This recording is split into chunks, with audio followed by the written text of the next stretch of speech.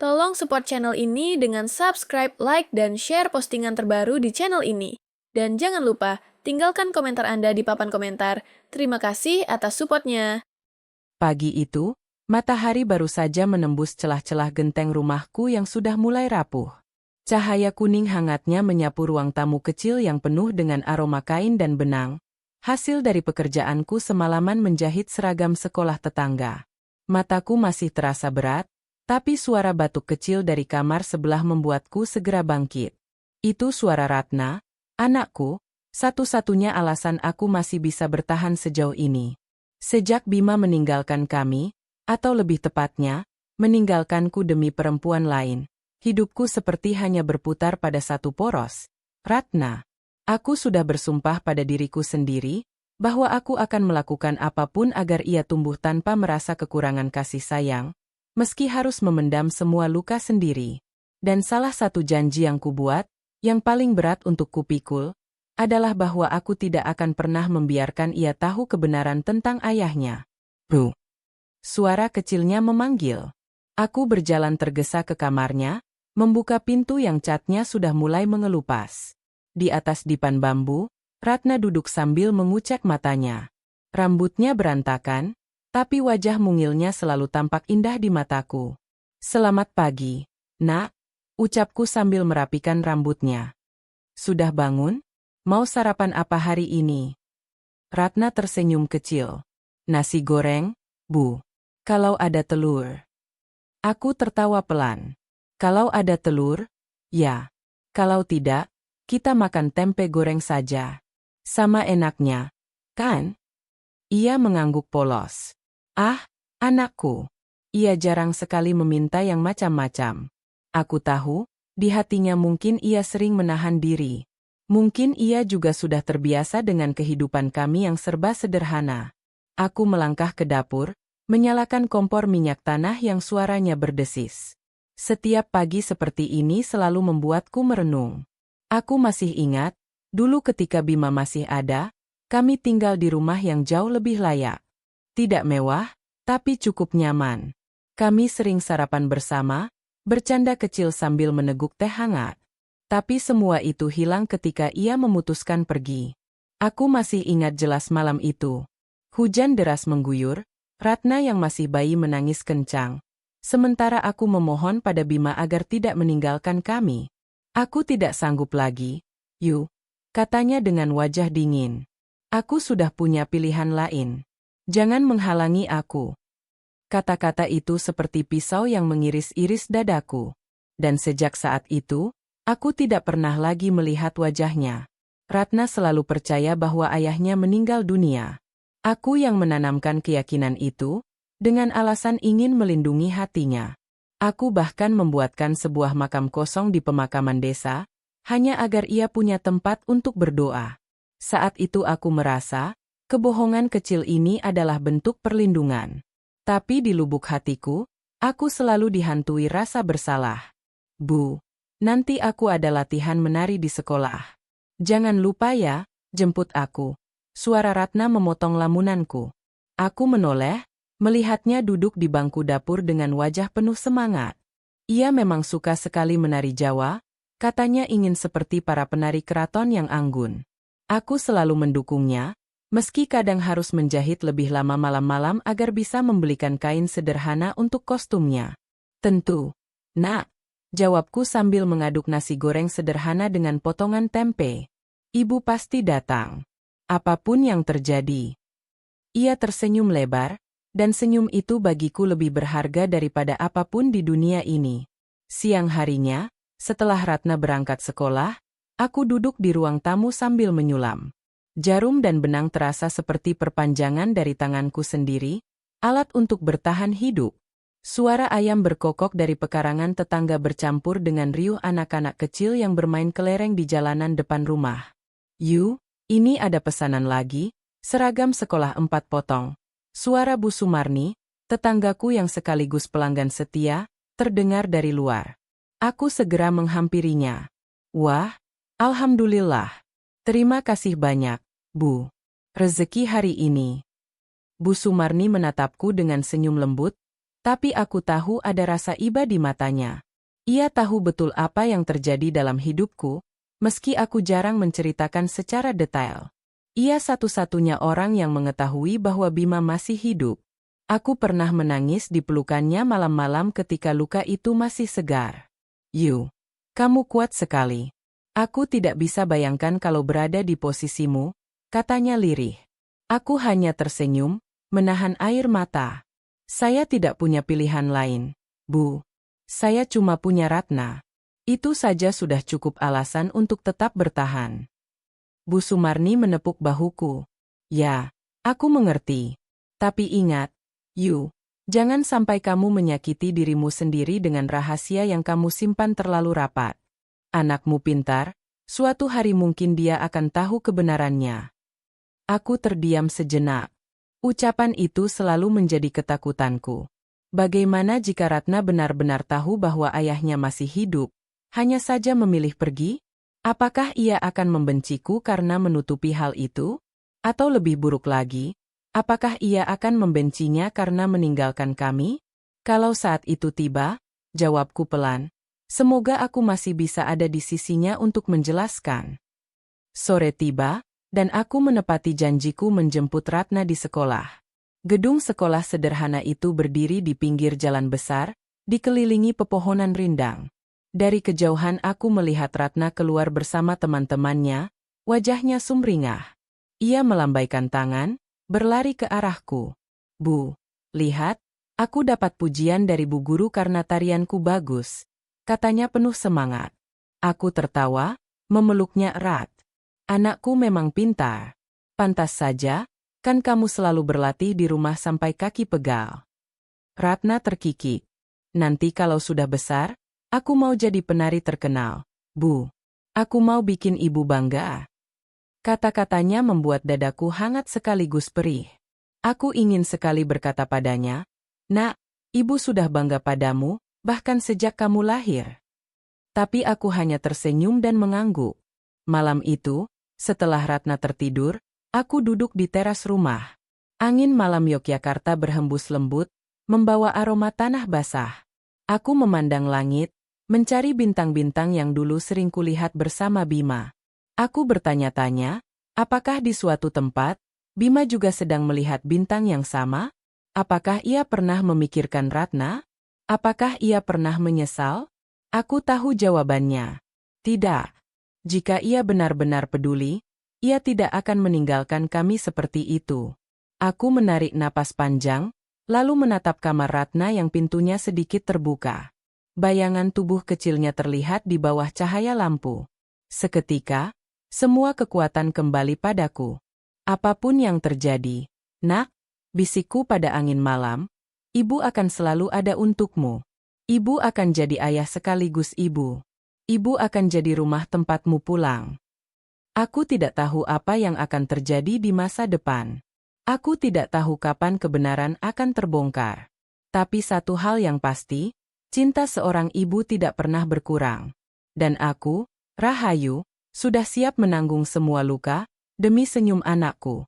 Anak kecil selalu punya rasa ingin tahu yang besar, tapi anak yang tumbuh tanpa ayah, seperti Ratna, punya rasa ingin tahu yang lebih besar dari itu. Seiring ia beranjak remaja, pertanyaan-pertanyaan yang dulu bisa kuatasi dengan jawaban singkat, kini semakin sulit kuhadapi. Hari itu, Ratna baru pulang dari sekolah.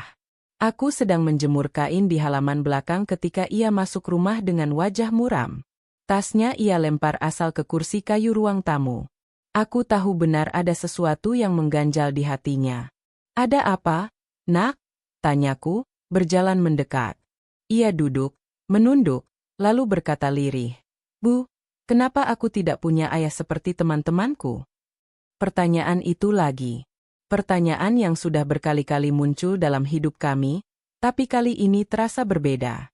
Suaranya tak lagi sekadar ingin tahu, melainkan penuh dengan rasa kehilangan. Aku duduk di sampingnya, menggenggam tangannya. "Nak, kan sudah sering ibu bilang. Ayahmu sudah tidak ada. Dia sudah meninggal ketika kamu masih bayi." Ratna menatapku dengan mata berkaca-kaca. "Tapi Bu, aku capek. Aku capek selalu harus bohong ke teman-teman. Mereka tanya kenapa aku nggak pernah cerita tentang ayah. Mereka cerita tentang ayah mereka yang suka ngajarin main bola, yang suka antar jemput sekolah, yang beliin hadiah ulang tahun. Aku nggak punya semua itu. Suara Ratna pecah. Air matanya menetes, jatuh di tanganku. Saat itu hatiku seperti diremas. Aku ingin sekali berteriak, ingin berkata bahwa ayahnya memang hidup, hanya saja memilih pergi. Tapi bibirku keluh. Bagaimana aku bisa menghancurkan dunianya dengan kebenaran sekejam itu? Aku menarik napas panjang, berusaha tenang. Nak, tidak semua anak diberi jalan hidup yang sama. Kamu memang tidak punya ayah yang bisa menemanimu sekarang, tapi kamu punya ibu yang akan selalu ada untukmu. Dan percayalah, itu tidak membuatmu kurang dari siapapun. Ratna menggeleng, wajahnya merah karena menahan tangis. Tapi Bu, kenapa aku? Kenapa ayah harus meninggal?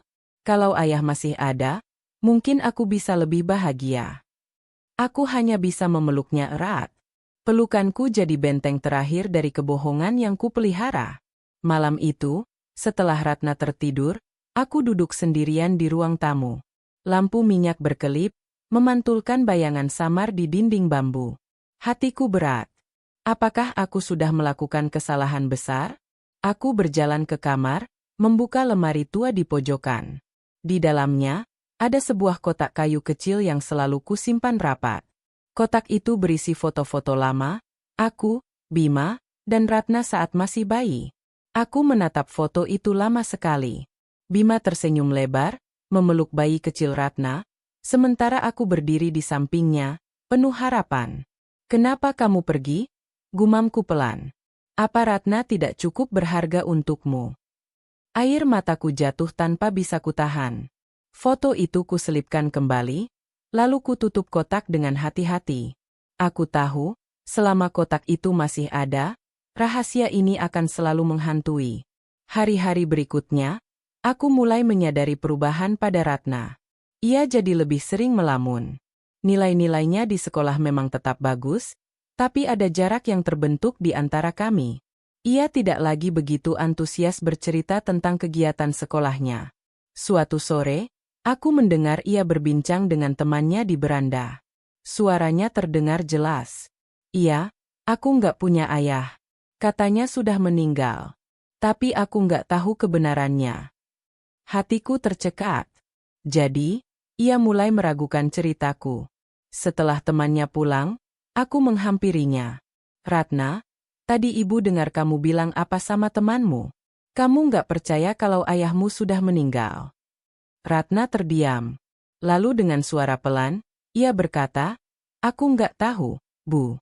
Rasanya, ada yang aneh. Kalau ayah meninggal, kenapa aku nggak punya foto sama sekali? Kenapa aku nggak pernah diajak ke makamnya selain yang di desa itu? Itu kan cuma nisan tanpa nama jelas. Kenapa semua terasa seperti rahasia? Aku tercekat. Pertanyaan itu tepat menembus jantungku. Anak ini memang terlalu pintar. Aku berusaha menahan wajah agar tetap tenang. Nak, ibu cuma ingin melindungi kamu.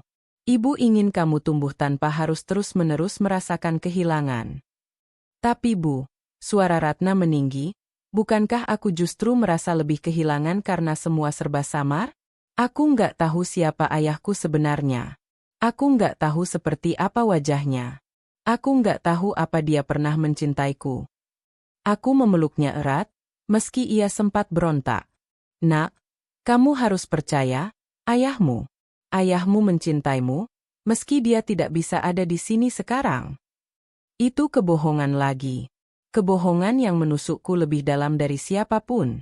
Waktu berjalan, Ratna semakin dewasa. Ia masuk SMA dengan prestasi gemilang. Aku bangga sekali padanya, tapi di balik kebanggaan itu, ada rasa takut yang terus menghantui. Aku takut suatu hari ia menemukan kebenaran. Dan ternyata, ketakutanku mulai menjadi kenyataan. Suatu hari, Ratna pulang sekolah membawa selembar kertas tugas. Tugas membuat silsilah keluarga. Ia tampak gelisah. Bu, aku nggak tahu harus nulis apa di bagian ayah. katanya lirih. Aku terdiam. Rasanya dunia berhenti sejenak. Apa aku harus tulis, meninggal, saja? Tapi aku nggak tahu tanggal lahir atau tanggal meninggalnya. Teman-temanku semua bisa isi lengkap. Aku satu-satunya yang kosong. Aku mencoba tersenyum, meski hatiku perih. Tulis saja sesuai yang kamu tahu, Nak. Kalau ada yang kosong, tidak apa-apa. Hidupmu tidak kurang hanya karena itu. Ratna mengangguk, tapi aku bisa melihat jelas kekecewaan di wajahnya. Malam itu, aku kembali duduk di teras, menatap bintang. Untuk kesekian kalinya aku bertanya pada diriku sendiri. Sampai kapan aku bisa terus menutupi semua ini? Aku ingin melindungi Ratna, tapi aku juga tidak ingin kehilangan kepercayaannya. Di sanalah aku sadar, kebohongan ini adalah pedang bermata dua. Selama ini aku pikir aku melindunginya, tapi sebenarnya aku juga sedang membangun jurang yang suatu saat bisa menjatuhkan kami berdua. Beberapa bulan kemudian, saat Ratna berusia 17 tahun, aku mengantarnya ke sekolah untuk ikut lomba menari antar SMA. Aku bangga melihatnya menari dengan anggun di atas panggung. Namun, di antara keramaian, mataku menangkap sosok yang tak asing. Seorang pria berdiri di kejauhan, wajahnya kuingat jelas meski waktu telah lama memisahkan. Bima. Tubuhku bergetar. Rasanya seperti melihat hantu dari masa lalu. Ia tampak gagah, mengenakan kemeja rapi, ditemani seorang wanita berpenampilan elegan. Ayu Lestari. Wanita itu. Mereka bertepuk tangan saat pertunjukan selesai. Dan aku tahu, cepat atau lambat, pertemuan antara Ratna dan Bima tidak akan bisa kuhindari lagi. Hari pertama Ratna masuk kuliah adalah hari yang tak pernah kulupakan. Aku melihatnya mengenakan alma mater berwarna biru muda, wajahnya sumringah, dan matanya berbinar penuh semangat. Bagiku, itu adalah bukti nyata dari segala pengorbananku selama ini. Semua malam panjang menjahit, semua pagi buta berjualan kue, semua tetesan keringat dan air mata, semuanya terbayar ketika melihat anakku berdiri tegak di gerbang universitas. Bu, doakan aku ya, katanya waktu itu sambil merapikan jilbabnya. Aku ingin membanggakan ibu. Aku tersenyum, menahan air mata. Nak, kamu sudah membanggakan ibu sejak lama. Tapi ibu akan selalu mendoakanmu, setiap hari. Ratna memelukku erat, lalu melangkah masuk bersama kerumunan mahasiswa baru. Dari kejauhan, aku melihatnya menghilang di antara lautan wajah-wajah muda penuh harapan. Saat itu aku sadar, waktu berjalan terlalu cepat. Rasanya baru kemarin aku menggendongnya, dan kini ia sudah menapaki jalan baru yang akan membawanya ke dunia yang lebih luas. Beberapa minggu berlalu, Ratna semakin sibuk dengan kegiatan kampus. Ia pulang lebih malam dari biasanya, membawa cerita-cerita baru tentang teman-temannya, dosen yang lucu, atau kegiatan organisasi yang membuatnya bersemangat. Aku bahagia mendengarnya, meski di sisi lain, ada rasa cemas yang tak pernah bisa hilang. Aku tahu, semakin luas dunia Ratna, semakin besar kemungkinan rahasia yang kusimpan terbongkar. Suatu malam, ia pulang dengan wajah cerah. Bu, tadi aku ikut rapat organisasi. Ada senior yang cerita kalau kampus kita sering kerjasama dengan perusahaan otomotif besar. Katanya, pemiliknya sering datang langsung ke kampus buat jadi pembicara. Katanya dengan penuh antusias. Aku yang sedang merapikan kain jahitan langsung terdiam sejenak. Hanya ada satu perusahaan otomotif besar di Yogyakarta yang langsung terlintas di kepalaku. Perusahaan tempat Bima dulu bekerja, dan kabarnya ia masih aktif di sana. Aku berusaha tenang. Oh, iya? Bagus itu, Nak. Kesempatan buat belajar banyak hal. Ratna mengangguk. Ya, Bu. Aku jadi penasaran sama pemiliknya. Katanya orangnya karismatik, pintar, dan suka cerita tentang perjalanan hidupnya. Pasti inspiratif banget. Aku hanya tersenyum samar. Dalam hatiku, aku berdoa keras-keras. Ya Tuhan, jangan biarkan mereka bertemu. Jangan sekarang. Aku belum siap. Namun doa seorang ibu tak selalu sejalan dengan garis takdir. Beberapa bulan kemudian, kampus Ratna mengadakan seminar kewirausahaan. Aku tidak ikut hadir, tentu saja, tapi sepulangnya Ratna bercerita dengan semangat menggebu-gebu. Bu, tadi luar biasa banget. Ada pembicara dari perusahaan otomotif terkenal. Namanya Bima, katanya sambil meletakkan tasnya. Dadaku langsung terasa sesak. Suaraku nyaris tak terdengar. Iya, Bu, Bapak itu keren banget. Ceritanya tentang perjuangan dari nol, tentang pentingnya kerja keras dan disiplin. Semua orang terpesona. Aku juga. Rasanya aku ingin bisa belajar langsung dari beliau. Aku menelan ludah. Tanganku gemetar. Dunia seakan berhenti berputar. Jadi, benar, takdir sudah mulai memainkan perannya. Bu, Ibu kenapa? Ratna menatapku heran. Aku buru-buru tersenyum, menutupi kegelisahan. Tidak, Nak. Ibu hanya capek. Senang ya kamu bisa dengar orang sehebat itu. Ratna mengangguk. Iya, Bu. Aku kagum sekali. Rasanya, entah kenapa aku merasa dekat, padahal baru sekali lihat. Kalimat itu menusukku lebih dalam. Tentu saja kamu merasa dekat, Nak. Dia ayahmu. Darahnya mengalir dalam dirimu. Tapi aku hanya bisa menyimpannya dalam hati. Hari-hari berikutnya, Ratna semakin sering menyebut nama Bima. Ia membaca artikel tentangnya, menonton wawancaranya di televisi, bahkan mengutip kata-katanya di buku catatan. Aku suka sekali dengan filosofi hidup Pak Bima, katanya suatu sore. Katanya, kalau kita jatuh, jangan malu. Malu itu kalau kita tidak mau bangkit lagi. Aku hanya bisa mendengarkan, berusaha keras agar wajahku tetap netral. Dalam hati, aku dihantam perasaan yang bertolak belakang. Bangga karena anakku mengagumi ayahnya, tapi juga hancur karena semua itu terjadi tanpa ia tahu kebenaran sebenarnya. Sampai akhirnya, hari itu datang. Ratna pulang lebih malam dari biasanya. Aku sudah menunggunya dengan cemas di teras. Begitu ia turun dari angkutan kota, aku melihat wajahnya penuh gejolak, antara senang dan bingung. Bu. Suaranya pelan, hampir berbisik. Aku tadi ketemu Pak Bima. Aku menegang. Maksudmu? Ratna duduk, meremas ujung jilbabnya. Aku kan ikut kepanitiaan acara kampus. Tugasnya mendampingi pembicara. Dan ternyata, pembicaranya Pak Bima lagi. Aku ngobrol langsung sama beliau. Bu, rasanya aneh sekali. Seperti aku sedang bicara sama seseorang yang sangat aku kenal. Padahal aku baru pertama kali benar-benar dekat. Aku menarik napas panjang, berusaha agar tidak runtuh di hadapannya. Terus, tanyaku hati-hati. Ratna menunduk. Wajahnya masih penuh kebingungan. Aku nggak tahu kenapa, Bu, tapi tatapan matanya, aku merasa pernah lihat. Bahkan cara bicaranya, senyumnya, rasanya seperti melihat potongan diriku sendiri. Aku terdiam. Kata-kata itu bagai petir yang menyambar di tengah malam. Bu, lanjut Ratna, kini menatapku lurus. Bolehkah aku jujur? Waktu ngobrol dengan Pak Bima, aku sempat berpikir, jangan-jangan beliau. Suaranya tercekat, ayahku. Jantungku hampir berhenti berdetak. Dunia seakan runtuh. Aku ingin menyangkal, ingin tertawa pura-pura, ingin mengalihkan pembicaraan. Tapi tatapan Ratna terlalu serius. Ia sudah hampir sampai pada kebenaran. Aku menelan ludah, mencoba tegar. Nak, kenapa kamu berpikir begitu? Ratna menggigit bibir. Entah, Bu. Naluri. Rasanya aku punya ikatan yang gak bisa dijelaskan. Tapi aku juga takut salah.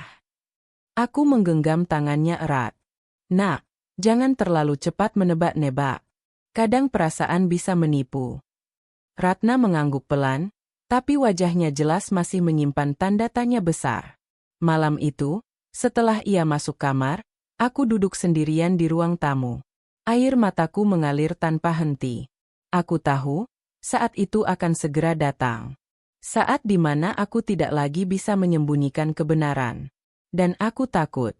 Aku takut kehilangan kepercayaan anakku. Aku takut ia membenciku.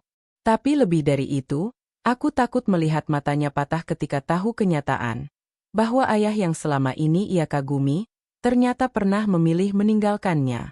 Beberapa hari kemudian, Ratna pulang dengan wajah yang jauh lebih serius dari biasanya. Bu, aku harus cerita, katanya tanpa basa-basi. Aku menatapnya cemas. Tentang apa, Nak? Ratna menarik napas panjang. Hari ini, Pak Bima ngajak aku ngobrol lagi. Dia tanya namaku, jurusanku, bahkan alamat rumah. Rasanya, Bu, tatapan itu makin kuat. Aku yakin, ada sesuatu yang beliau sembunyikan. Dan aku butuh jawaban. Tentang siapa ayahku sebenarnya. Aku terdiam, tubuhku lemas. Inilah saat yang paling kutakutkan. Aku tahu, badai besar sedang menunggu di depan. Hari-hari terus berjalan, dan aku semakin merasakan betapa cepatnya waktu meninggalkan jejak. Ratna kini sudah bukan lagi gadis kecil yang dulu selalu menggenggam ujung kainku kemanapun aku pergi. Ia telah menjelma menjadi seorang gadis dewasa dengan dunia yang perlahan meluas, menembus batas-batas rumah kecil kami di Bantul. Aku tahu, cepat atau lambat, dunia akan memberinya pelajaran-pelajaran baru, pelajaran yang tak selalu bisa kuatur atau kuhalangi. Namun aku tak pernah menduga bahwa salah satu pelajaran itu akan datang dari masa laluku sendiri, dari rahasia yang begitu lama kusimpan rapat-rapat.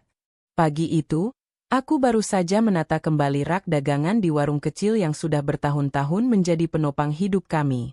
Ratna baru saja berangkat ke kampus dengan motor bekas yang kubelikan dengan tabungan bertahun-tahun. Aku masih bisa mendengar suaranya saat berpamitan. Bu, aku berangkat dulu ya. Doakan lancar presentasi kelompokku. Aku tersenyum sambil mengusap pundaknya. Iya, Nak. Semoga lancar. Ingat, percaya diri, jangan terburu-buru saat bicara. Ia mengangguk, lalu menyalakan motor. Dalam sekejap, suara mesinnya menjauh, meninggalkan keheningan yang khas. Aku menghela napas panjang. Setiap kali Ratna pergi, selalu ada rasa sepi yang merayap. Dulu aku selalu menunggu suamiku pulang ketika masih tinggal bersama kami, menyiapkan teh hangat, memasak lauk sederhana untuk makan malam. Tapi semua itu lenyap bertahun-tahun lalu, ketika ia memilih pergi bersama wanita lain, meninggalkan aku dan anak kami tanpa penjelasan. Aku ingat malam itu. Ratna masih kecil, sedang tidur pulas di kamarnya. Sementara aku duduk di ruang tamu, menunggu suamiku yang tak kunjung pulang. Lalu kabar itu datang, ia bersama wanita lain. Dunia seolah runtuh, tapi aku memilih bertahan. Demi Ratna. Itulah sebabnya aku membuat keputusan untuk menutup rapat-rapat luka itu. Aku biarkan Ratna percaya bahwa ayahnya sudah meninggal. Aku tak ingin ia tumbuh dengan perasaan dibuang, aku tak ingin wajah mungilnya saat itu dibayangi kebencian pada sosok ayah yang memilih pergi. Namun aku tahu, kebenaran tak mungkin bisa selamanya dikubur. Sore harinya, saat Ratna pulang dari kampus, wajahnya tampak berbeda. Ia terlihat pucat, sorot matanya seperti menyimpan sesuatu yang berat. Aku langsung merasa ada yang tidak beres. Ratna, kamu kenapa? Presentasinya tidak lancar? Tanyaku, mencoba menghibur. Ia terdiam cukup lama, lalu tersenyum hambar. Lancar kok, Bu. Tapi aku capek, mau istirahat dulu. Aku hanya mengangguk, meski hati kecilku resah. Ratna jarang bersikap seperti itu. Biasanya ia akan bercerita panjang lebar tentang kegiatannya di kampus, tentang dosen yang menyenangkan atau teman-teman yang membuatnya tertawa. Tapi kali ini, seolah ada dinding yang tiba-tiba dipasang di antara kami. Malamnya, saat aku tengah menyiapkan teh hangat di dapur, aku mendengar suara Ratna berbicara di telepon. Aku tak sengaja mendengar sebagian percakapannya, meski ia berusaha menurunkan suara. Serius? Namanya sama persis? Ya ampun, fotonya juga mirip banget dengan fotoku waktu kecil. Aku bingung. Dadaku berdegup kencang. Aku langsung tahu apa yang mulai terkuak. Aku berdiri kaku di dapur, hampir menjatuhkan gelas yang kugenggam. Dunia seperti berputar. Setelah telepon itu berakhir, aku pura-pura tak tahu apa-apa. Namun malam itu aku sama sekali tak bisa tidur. Aku hanya duduk di ranjang, memandang langit-langit kamar, sementara air mataku mengalir tanpa bisa kutahan. Aku takut. Takut pada saat di mana Ratna akan menatap mataku dengan kebencian, karena merasa dikhianati oleh ibunya sendiri. Hari-hari berikutnya, Ratna semakin sering melamun. Ia pulang larut malam dengan alasan ada tugas kampus, meski aku tahu ada sesuatu yang lebih dari itu. Hingga akhirnya, pada suatu sore, ia pulang dengan mata sembab, seolah baru saja menangis. "Ratna," panggilku perlahan. Ia meletakkan tasnya di kursi, lalu menatapku dengan sorot mata yang tak pernah kulihat sebelumnya, mata yang penuh kebingungan dan luka. "Bu." Suaranya bergetar. "Aku ketemu seseorang." Aku menelan ludah, berusaha tenang. "Seseorang?" "Ya?" Ia menarik napas panjang. "Seorang pria, yang katanya, ayahku." Darahku serasa berhenti mengalir. Kata-kata itu menusukku lebih dalam daripada pisau manapun. Aku berusaha tersenyum, meski wajahku jelas tak bisa menyembunyikan keterkejutan. "Ratna?" Ia melanjutkan dengan suara lirih namun tegas. "Bu, selama ini aku percaya kalau ayah sudah meninggal. Kamu sendiri yang bilang begitu. Tapi, kenapa ada pria yang mirip denganku, yang mengaku ayahku, dan bahkan tahu tanggal lahirku?" Tubuhku bergetar. Aku mencoba menggapai tangannya, tapi ia menarik diri. Air matanya jatuh, membasahi pipi. "Kenapa? Bu? Kenapa kamu bohongin aku selama ini?" Aku terdiam. Tak ada jawaban yang cukup baik untuk meredakan sakit hatinya. Aku hanya ingin melindungi, tapi ternyata perlindungan itu menjelma menjadi pengkhianatan di matanya. "Ratna, dengarkan ibu dulu," suaraku parau. "Ibu hanya ingin kamu tumbuh tanpa kebencian, tanpa merasa ditolak. Tapi kenyataannya aku dibohongi, Bu." Ratna berteriak, lalu berlari masuk ke kamarnya. Pintu dibanting keras. Rumah kecil kami bergetar, seakan ikut menanggung beban rahasia yang akhirnya tersibak. Malam itu aku hanya bisa menangis di ruang tamu. Tanganku gemetar, kepalaku berat. Aku memandang foto Ratna kecil yang kupajang di dinding. Wajah mungilnya tersenyum polos, tanpa tahu bahwa hidup akan memberinya luka seperti ini. Aku bertanya pada diriku sendiri, apakah aku terlalu egois? Apakah keputusanku menutup rapat rahasia itu salah besar? Namun di sisi lain, aku juga tahu, jika aku dulu jujur sejak awal, luka itu pasti akan jauh lebih besar. Aku hanya ingin ia tumbuh dengan cinta, meski tanpa kehadiran ayahnya. Tapi kini, semua sudah berbeda. Rahasia itu terkuak, dan aku tak bisa lagi melindungi Ratna dengan kebohongan. Keesokan paginya, suasana rumah masih tegang. Ratna nyaris tak bicara padaku. Ia hanya menyiapkan diri untuk berangkat ke kampus, tanpa memandangku sedikit pun. Sebelum ia keluar rumah, aku memberanikan diri untuk berkata, "Ratna, kalau kamu ingin tahu semua kebenarannya, ibu akan ceritakan. Tapi tolong, jangan benci ibu. Semua yang ibu lakukan hanya karena ibu ingin kamu bahagia." Ratna menoleh sebentar, wajahnya dingin. "Nanti saja, Bu. Aku belum siap dengar apapun sekarang." Pintu rumah tertutup kembali. Aku terduduk lemas di kursi, menatap kosong ke arah pintu yang barusan ia tutup. Hatiku hancur. Dunia yang susah payah kubangun untuk melindungi anakku kini runtuh berantakan. Dan aku tahu, badai yang lebih besar akan segera datang. Aku selalu percaya bahwa waktu adalah obat, tapi malam-malam belakangan ini aku justru merasa waktu adalah pisau yang terus menggores luka lama. Setiap detik yang berlalu setelah Ratna mengetahui kebenaran hanya membuat jarak di antara kami semakin lebar. Dulu, aku bisa meraih tangannya dengan mudah. Dulu, aku bisa mendengar tawanya mengisi rumah. Sekarang, yang tersisa hanyalah diam. Sunyi yang menusuk telinga dan menghimpit dada. Ratna pulang selalu larut, kadang tanpa kabar. Aku tak lagi tahu dengan siapa ia bertemu, atau kemana ia pergi. Seringkali aku menunggu di depan jendela hingga dini hari, menahan kantuk dan kecemasan. Setiap kali suara motornya terdengar dari kejauhan, hatiku lega, meski wajahnya tak lagi ramah saat menatapku. Suatu sore, Ratna pulang lebih cepat dari biasanya. Wajahnya terlihat tegang, seolah menyimpan sesuatu yang berat. Aku ingin menyapanya, tapi aku takut. Sejak kejadian itu, setiap kata-kata dariku seolah hanya menambah dinding di antara kami.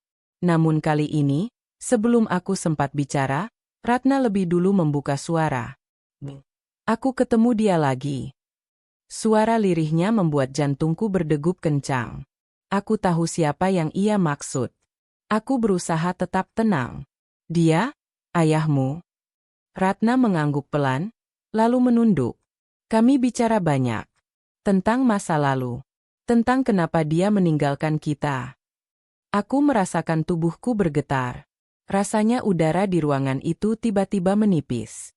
Aku takut mendengar apa yang ayahnya katakan. Ratna menatapku dengan sorot mata yang sulit kutebak, antara marah dan bingung. Dia bilang dia minta maaf. Bu. Katanya dia salah, tapi dia ingin memperbaiki semuanya. Dia ingin aku mengenalnya sebagai ayahku. Aku menelan ludah. Kata-kata itu seperti pisau yang menusuk hatiku. Setelah bertahun-tahun ia pergi tanpa kabar, tanpa peduli bagaimana aku berjuang seorang diri, kini ia datang kembali dengan wajah penuh penyesalan. Apa kamu percaya padanya? Tanyaku hati-hati. Ratna menghela napas panjang. Aku bingung. Bu, di satu sisi aku marah karena kamu bohongin aku. Tapi di sisi lain, aku juga merasa, aku butuh dia. Selama ini aku iri lihat teman-temanku punya ayah yang bisa mereka banggakan. Dan sekarang, dia ada di depan mataku. Aku terdiam. Ada rasa sakit yang tak bisa kuungkapkan. Bagaimana mungkin Ratna bisa begitu cepat membuka hatinya pada pria yang dulu tega meninggalkan kami? Tapi aku tahu, aku tak bisa menyalahkan Ratna. Ia hanya seorang anak yang merindukan sosok ayah. Beberapa hari kemudian, kenyataan yang kutakutkan benar-benar terjadi. Ratna mengajakku bicara serius di ruang tamu. Bu, aku mau kamu ketemu sama dia. Aku menatapnya terkejut. Apa? Ayah, aku mau kita bertiga duduk bersama. Aku butuh penjelasan, Bu. Aku gak bisa terus hidup dengan potongan-potongan cerita yang saling bertolak belakang. Aku mau dengar semuanya sekaligus, dari kalian berdua. Aku menunduk. Tubuhku rasanya melemah. Bagaimana aku bisa bertemu lagi dengan orang yang dulu membuatku hancur? Ratna, apa itu perlu? Tanyaku lirih. Perlu, Bu. Suaranya meninggi, matanya berkaca-kaca. Aku gak bisa terus begini, dihantui kebingungan. Aku butuh tahu siapa sebenarnya ayahku, kenapa dia pergi, dan kenapa kamu memilih menutupinya. Aku tak sanggup berkata apa-apa lagi. Hanya air mata yang menetes. Hari pertemuan itu pun tiba. Ratna sengaja mengajakku ke sebuah kafe di Yogyakarta. Katanya, tempat itu netral, bukan rumah, bukan tempat kerja siapapun. Aku hanya bisa menurut, meski kakiku terasa berat melangkah. Ketika kami masuk, aku langsung melihatnya. Pria itu, suamiku. Meski sudah bertahun-tahun berlalu, aku masih mengenalinya. Wajahnya lebih tua, rambutnya sebagian sudah memutih, tubuhnya sedikit berisi. Tapi sorot matanya masih sama. Sorot mata yang dulu membuatku jatuh cinta, sorot mata yang kemudian tega membuangku. Rahayu. Suaranya pelan, penuh penyesalan. Aku tak menjawab. Aku hanya duduk, menahan gemetar. Ratna duduk di antara kami, menatap bergantian dengan wajah tegang. Suasana hening cukup lama. Hanya suara musik lembut kafe yang terdengar. Akhirnya, Ratna yang memecah keheningan. Aku ingin dengar semuanya. Dari awal. Ayah, kenapa pergi?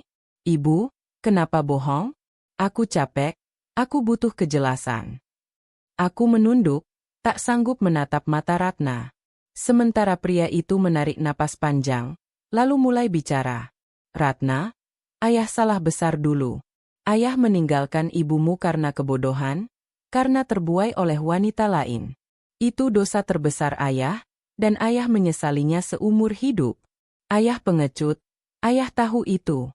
Tapi percayalah, meski ayah pergi, ayah selalu memikirkanmu. Aku hampir ingin tertawa pahit. Memikirkan? Kau bahkan tak pernah sekalipun datang melihat anakmu tumbuh, tak pernah membantu ketika aku pontang-panting mencari nafkah. Rahayu, aku malu. Aku tahu aku salah. Aku bahkan tak berani menemuimu waktu itu. Tapi sekarang aku ingin memperbaiki. Aku ingin dekat dengan Ratna, meski aku tahu tak bisa menghapus masa lalu.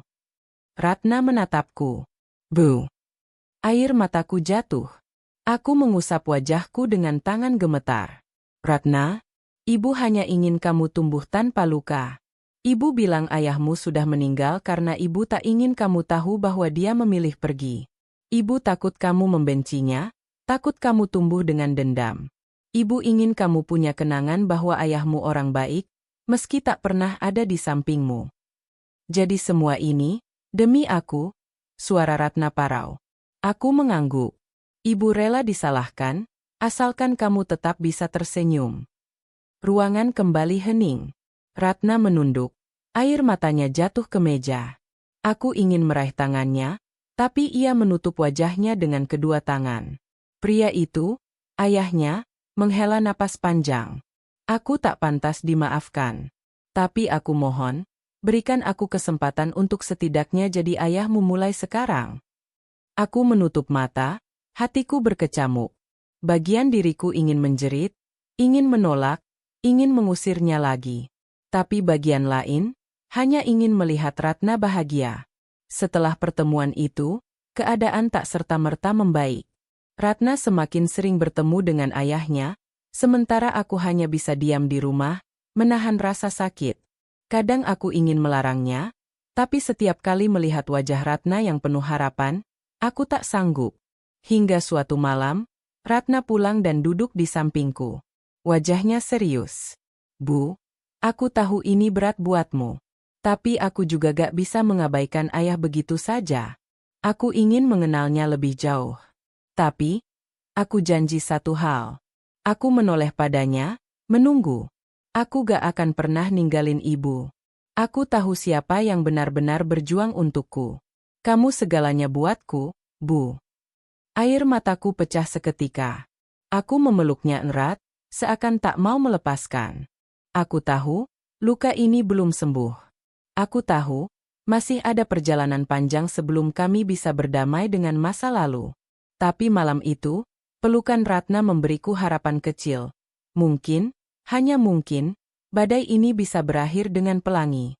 Aku pernah berpikir bahwa badai terbesar dalam hidupku adalah malam ketika suamiku meninggalkan rumah tanpa pamit.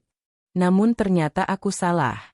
Badai yang lebih dahsyat justru datang bertahun-tahun setelahnya, ketika putriku, Ratna, akhirnya menemukan ayah yang selama ini kusamarkan keberadaannya. Kini, setiap hari terasa seperti medan perang yang tak kasat mata. Perang antara rasa takut, cemburu, dan luka yang tak pernah sembuh. Sejak pertemuan kami bertiga di kafe itu, Ratna semakin sering meluangkan waktu bersama ayahnya. Aku tahu itu karena ia tak lagi menutupi pertemuan mereka. Kadang ia bilang, Bu, aku makan malam sama ayah ya. Atau, Bu, ayah ngajak aku jalan-jalan sebentar. Aku hanya tersenyum setiap kali ia berkata begitu, meski hatiku seperti diremas. Aku tak bisa melarang. Bagaimana mungkin aku melarang anakku untuk mengenal ayahnya?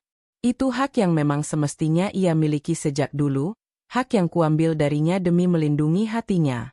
Namun kini, setiap kali Ratna melangkah keluar rumah untuk bertemu dengan pria itu, aku merasa seolah ia berjalan menjauh dariku.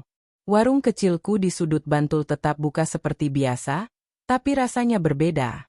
Biasanya, Ratna akan mampir sepulang kuliah, membantu melayani pembeli sambil bercerita tentang dosen yang menyebalkan atau teman yang lucu. Sekarang, ia lebih sering terburu-buru pulang hanya untuk berganti pakaian lalu pergi lagi. Aku merindukan hari-hari ketika tawa Ratna memenuhi rumah. Kini, rumah ini semakin sepi. Suatu malam, Ratna pulang agak larut. Wajahnya berseri-seri, Matanya berbinar dengan cahaya yang belum pernah kulihat sejak lama. Bu, tadi aku diajak ayah ke rumah nenek, katanya dengan semangat. Aku baru tahu kalau nenek masih hidup, Bu. Selama ini aku pikir aku gak punya siapa-siapa dari pihak ayah. Ternyata masih ada.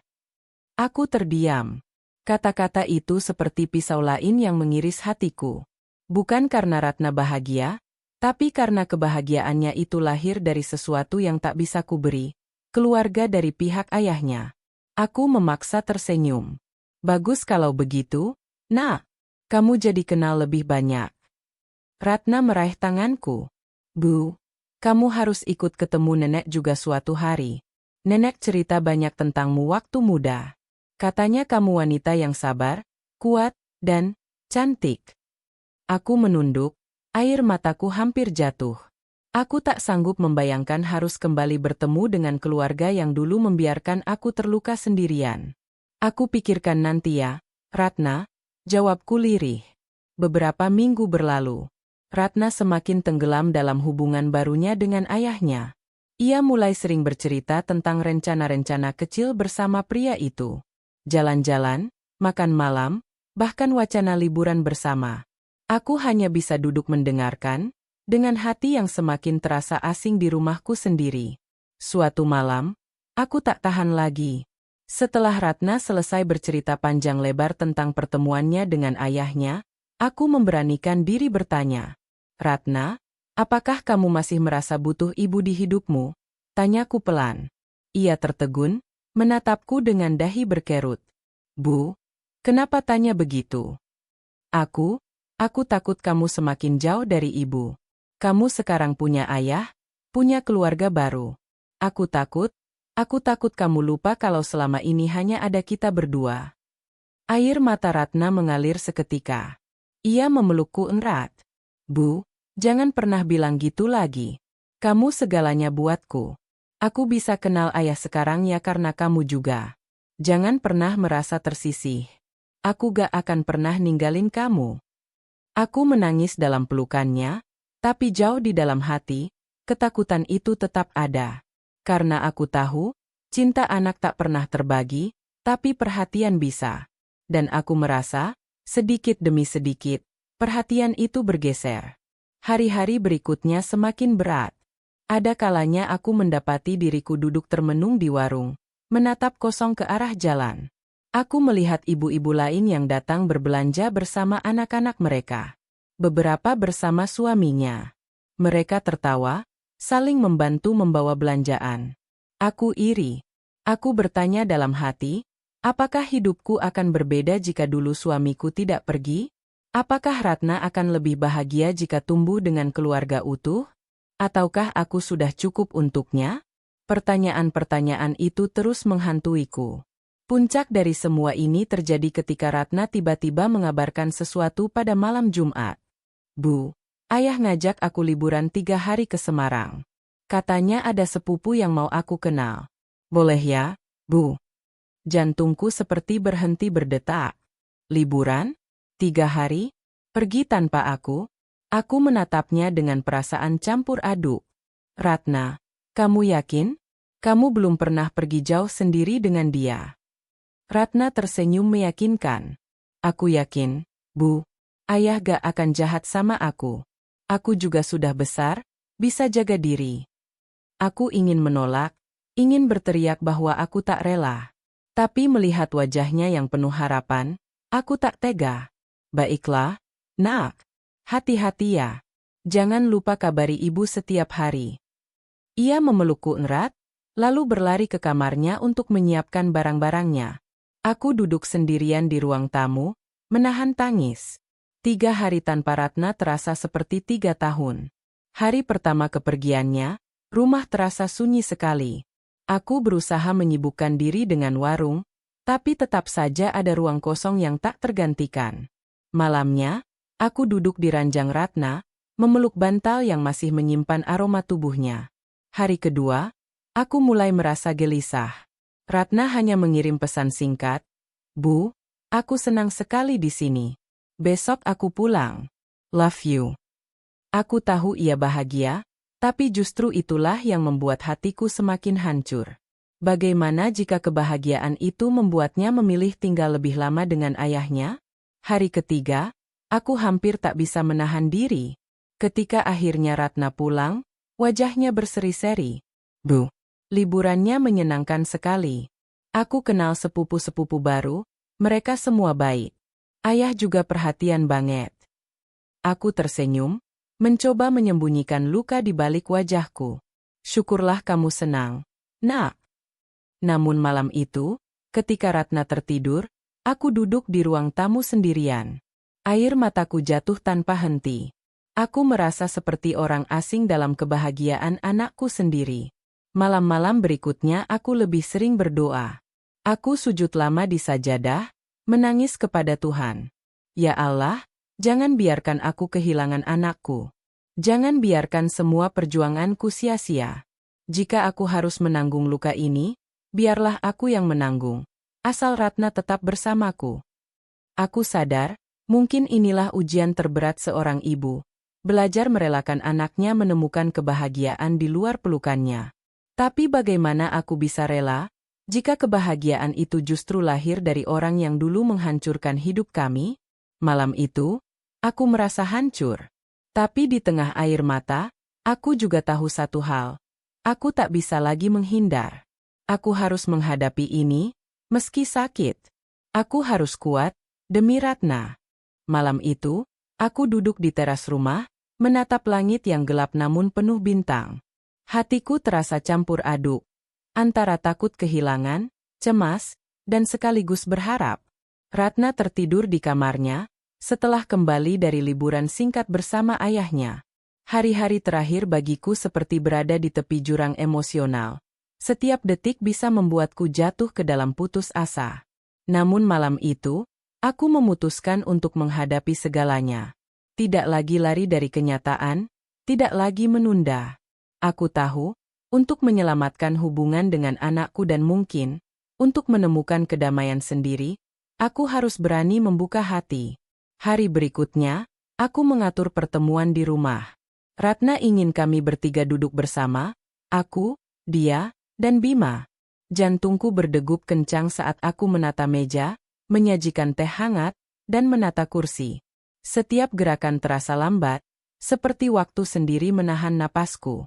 Saat Bima tiba, aku hampir tak mengenalinya. Wajahnya yang dulu tampan kini menua, kerut halus menghiasi pelipisnya, namun sorot matanya masih sama, penuh penyesalan. Ia menunduk padaku, suaranya pelan. Rahayu, aku tahu aku tak pantas, tapi aku ingin mencoba memperbaiki semuanya. Aku menelan ludah, mencoba menahan amarah dan rasa sakit. Bima, ini bukan tentang pantas atau tidak. Ini tentang bagaimana kamu dulu memilih meninggalkan kami. Bagaimana kamu membuat anakmu tumbuh tanpa ayah. Ia menunduk lagi, menyesali masa lalu. Aku tahu, aku salah. Tapi aku bersumpah, aku ingin memperbaiki semuanya sekarang. Untuk Ratna. Ratna duduk di antara kami, menatap penuh harap. Aku memandang wajahnya, teringat waktu ia kecil, tertawa di pelukanku, dan hatiku meleleh. Ia begitu tegar, namun aku tahu di dalamnya ada luka yang menunggu penyembuhan. Kami mulai bicara, perlahan tapi terus terang. Aku menceritakan semuanya, dari awal bagaimana Bima meninggalkan kami, bagaimana aku memilih menyembunyikan kebenaran, hingga rasa takutku melihat Ratna terluka.